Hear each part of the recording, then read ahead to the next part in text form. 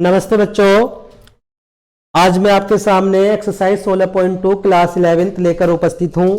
बच्चों, इससे पहले वाले पार्ट में मैंने आपको इस एक्सरसाइज से संबंधित बेसिक जानकारी दे दी थी और साथ ही साथ आपसे कह दिया था कि जब आप इस सारी थ्योरी को ध्यानपूर्वक पढ़ेंगे तभी आपके एक्सरसाइज 16.2 के क्वेश्चन होंगे, अदरवाइज आपके 16.2 के क्वेश्चन नहीं होंगे। तो चलिए चलते हैं क्वेश्चन नंबर 1 की तरफ। एक्सरसाइज 16.2 क्वेश्चन कह रहा है आपसे, एक पासा फेंका जाता है। क्या कहा उसने? एक पासा फेंका जाता है। तो सबसे पहले हम लिखते हैं एक पासे को फेंकने पर प्रतिदर्श समष्टि क्या होती है बेटा? जब आपने एक पासा फेंका तो एस बराबर कुल कितने नंबर आएंगे? 1 2 3 4 5 या 6। इससे ज्यादा तो कुछ नहीं आएगा। अब आगे पढ़ते हैं। अब ये कह रहा है, मान लीजिए कि घटना ई पासे पर संख्या 4 दर्शाती है। क्या कहा उसने? घटना ई सच दैट पासे पर संख्या 4 दर्शाती है। इसका मतलब क्या हो जाएगा बेटा आपका? 4 तो इसमें एक ही है, तो ये आ गया आपका घटना ए का कारण। फिर आगे क्या कह रहा है? पासे पर एफ घटना पासे पर सम संख्या दर्शाता है। तो एफ बराबर क्या दे रहा है वो? एफ सच दैट पासे पर सम संख्या। तो ये क्या आ जाएगा आपका सम संख्या बेटा? इसमें क्या क्या होती है आपकी? एक तो 2 है, इसके बाद 4 है और इसके बाद 6 है। ठीक है, तो ये कुल कंडीशन बन के आ गई। अब उसने आपसे क्या पूछा है? अब वो आपसे कह रहा है क्या ई और एफ परस्पर अपवर्जी हैं? तो देखिए बेटा, परस्पर अपवर्जी के लिए मैंने आपको बताया था कि 2 घटनाएं परस्पर अपवर्जी होती हैं यदि उनमें से कुछ भी कॉमन नहीं आता, अर्थात यदि उनका इंटरसेक्शन कैसा आ जाता है? नल आ जाता है, तो वो घटनाएं आपकी क्या कहलाती है? परस्पर अपवर्जी घटना कहलाती हैं। तो यहां पर हम अगर ई इंटरसेक्शन एफ निकालते हैं तो देखिए क्या कॉमन आ रहा है।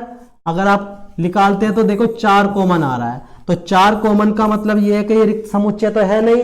तो जब ये रिक्त समुच्चय नहीं है तो आप ये कह सकते हैं कि जो आपको दिया है उस कंडीशन के अनुसार घटना ई और एफ परस्पर अपवर्जी घटनाएं नहीं है। अगर ये कॉमन नहीं आता, अर्थात ये क्या आ जाता? आपका नल सेट प्राप्त हो जाता, तो आप कह देते हैं कि ये घटना अपवर्जी है। और जबकि इसमें आपको क्या कॉमन मिल रहा है? 4, तो ये घटना आपकी अपवर्जी नहीं है। तो इस तरीके से आप ये लिख सकते हैं, अतः घटना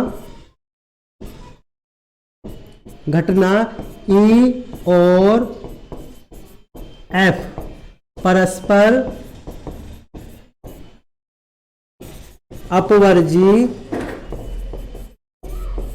घटना नहीं है। यही इसका आंसर। ठीक है, आई थिंक समझ में आ गया होगा सबके। चलिए अगले क्वेश्चन की तरफ चलते हैं। क्वेश्चन नंबर 2 क्या कहता है आपसे? क्वेश्चन नंबर 2 बेटा आपसे कह रहा है, एक पासा फेंका जाता है और निम्नलिखित घटनाएं प्राप्त होती हैं। तो जब आप एक पासे को फेंक रहे हैं तो सबसे पहले तो प्रतिदर्श समष्टि ज्ञात कर लेंगे। एक पासे को फेंकने पर प्रतिदर्श समष्टि क्या आएगी बेटा आपकी? एस बराबर वही 1 2 3 4 5 या लास्ट में 6। इससे ज्यादा नहीं आ सकते। ठीक है, अब इससे संबंधित ने कुछ क्वेश्चन दिए हैं। नंबर 1 क्या कहता है? देखिए, नंबर 1 में उसने कहा है आपसे, ए सच दैट संख्या 7 से कम है। ए सच दैट संख्या 7 से कम है। तो 7 से कम का मतलब क्या आ जाएगा बेटा आपका? 7 से कम तो ये सारी की सारी संख्याएं हैं, तो सीधा सीधा आप क्या लिख देंगे? बराबर करके 1 2 3 4 5 6 और ये सारी की सारी क्या आ गई 7 से कम। ये आ गया आपका पहले वाले क्वेश्चंस का आंसर। नंबर 2 देखिए, नंबर 2 में क्या कह रहा है, बी सच दैट संख्या 7 से बड़ी है, संख्या 7 से बड़ी है। तो बेटा ये बताओ 7 से बड़ी कौन सी संख्या है इसमें पूरे में, एक भी नहीं है, तो सीधा सीधा नल सेट आ गया है ना, इसे आप 5 भी लिख सकते हैं। ठीक है, इसके बाद थर्ड पॉइंट में आपसे क्या कह रहा है बेटा, ये सी भाग में आपसे कह रहा है संख्या 3 का गुणज है, संख्या 3 का गुणज है। 3 का गुणज का मतलब यानी 3 से कटेगी, तो 3 से कटने वाली कौन कौन सी संख्या है, एक तो 3 ही है और एक आपकी 6, तो इसका आंसर आ गया 3 और 6। समझता हूं सभी के समझ में आ रहा होगा। चलिए आगे चलते हैं नेक्स्ट पार्ट में इसके।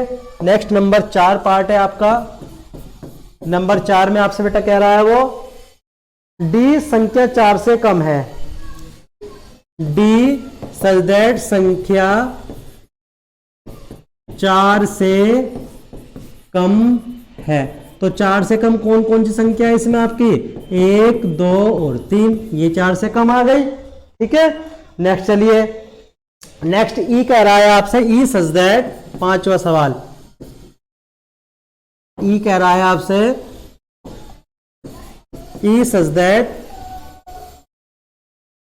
4 से बड़ी सम संख्या, 4 से बड़ी सम संख्या। तो बेटा 4 से बड़ी सम संख्या क्या है यहाँ पे, सभी को पता है 6 है। ठीक है, इसके बाद नंबर 6 पे आ जाते हैं। नंबर 6 पे वो आपसे क्या कह रहा है, देखिए नंबर 6 पे कह रहा है f संख्या 3 से कम नहीं है, f संख्या 3 से कम नहीं है, f संख्या 3 से कम नहीं है। तो 3 से कम नहीं का मतलब क्या है, ये आ गया आपका 3, 4, 5 और 1, 6, 3 से कम नहीं है, यानी कि नीचे की तो बात ना कर रहा, ऊपर तो सारा का सारा है ही। ठीक है, इसके बाद लास्ट में इन्हें आपके इससे संबंधित कुछ क्वेश्चन दे रखे हैं 5वें में। जैसे सबसे पहले इसने ए यूनियन बी पूछा आपसे, तो ए यूनियन बी के लिए आपने सारा का सारा निकाल लिया। अब देखो ए का जो सेट है आपके पास में क्या आया, देखिए ए बराबर 1 2 3 4 5 6 है और बी बराबर आपका क्या है, नल सेट है। अब चूंकि यूनियन की बात करते हैं तो यूनियन में क्या होता है बेटा, यूनियन में आप सारा का सारा लेते हो, पहले कॉमन उसके बाद सारा, तो कॉमन तो कुछ है ही नहीं, तो 1 2 3 4, 1 2 3 4 5 और ये 6, ये क्या आ जाएगा, इसका आंसर आ जाएगा। ठीक है, नेक्स्ट वाले में क्या कर रहा है बेटा, नेक्स्ट वाले में आपसे पूछ रहा है A intersection B, A intersection B. A intersection B का मतलब सभी बच्चे जानते हैं कॉमन होता है। अब आप लोगों ने देख लिया कि दोनों में कॉमन तो कुछ भी नहीं है, तो इसके लिए इसका क्या आ गया, नल सेट आ गया। इसके बाद अगले वाले में क्या पूछ रहा है आपसे, अगले वाले में पूछ रहा है B union C, B union C. तो बी यूनियन सी क्या आ जाएगा, देखे बी यूनियन सी। तो सबसे पहले बी में देखे क्या क्या है, आपके बी में है नल सेट ही है और सी में आपका 3 6, तो जाहिर सी बात है यूनियन की बात कर रहा तो ये 3 6 दोनों ही आ जाएंगे। ठीक है जी, ये आ गया आपका इसका आंसर। इसके बाद आगे क्या पूछ रहा है बेटा वो आपसे, आगे पूछ रहा है E union F, E union F, E union F. तो बेटा ई यूनियन एफ क्या होगा आपका, ई में देखें सबसे पहले तो ई देखते हैं, ई में क्या है आपके 6 है और एफ में क्या है आपका 3 4 5 6, तो क्या आ जाएगा आपका आंसर 3 4 5 और ये 6, तो ये इसका आंसर आ गया। तो इसके आगे के जो भाग है बच्चों उन्हें आप अपने आप करेंगे, मैं समझता हूं सभी बच्चों ने ध्यान से समझ लिया होगा। ठीक है, तो आई होप सभी बच्चे ध्यान से समझ रहे होंगे और दिए गए क्वेश्चनों को आसान तरीके से करने की कोशिश कर रहे होंगे। इसके पश्चात भी यदि कोई समस्या आती है तो आप कॉल करके या मैसेज के माध्यम से भी पूछ सकते हैं। Thank you.